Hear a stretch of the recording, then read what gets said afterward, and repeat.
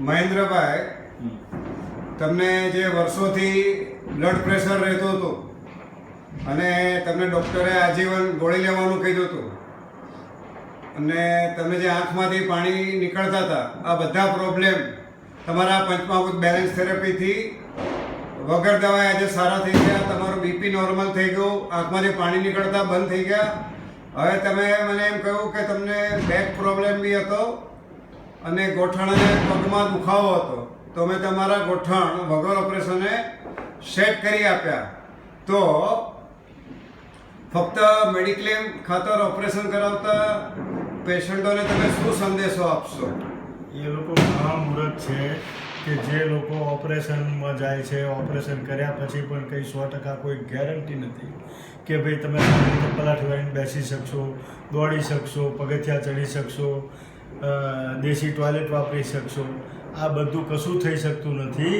એટલે એ લોકો મહામૂર્ખ છે કે જે ઓપરેશન કરાવે છે અને ખોટા રૂપિયાની બરબાદી કરે છે. પરંતુ આ થેરાપીથી, જે ટ્રીટમેન્ટથી પગના ઘૂંટણ ઠીક થાય છે, એમાં માણસ દોડી શકે છે, ઝડપભેર ચાલી શકે છે, દાદરા ચડી શકે છે અને વેસ્ટર્ન ટોયલેટ સિવાય ઇન્ડિયન ટોયલેટમાં પણ એ ઉપયોગ કરી શકે છે. સૌથી મોટી વાત, આ વગર ઓપરેશને સેટ કર્યા પછી તમારે કંઈ કરવાનું જ નથી. ઓપરેશન પછી જે ફિઝિયોથેરાપી છે, જે બી બહુ ખર્ચાળ વસ્તુ છે, ખર્ચાળ અને પેઇનફુલ છે, એ પણ નથી કરવાની અને તરત માણસ દોડતો થઈ જાય છે. તો હવે મહેન્દ્રભાઈ, તમે બધાને જ્યારે હમણાં તમને 71 વર્ષ થયા, તમે 21 વર્ષના હતા ત્યારે કેમ દોડતા હતા એમ તમે દોડીને દેખાડો. એક minute.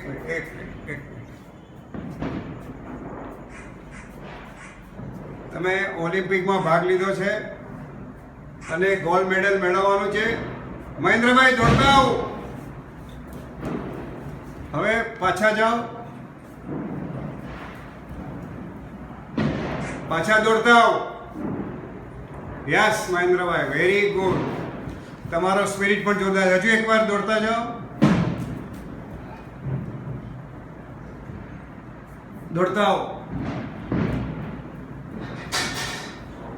Thank you very much.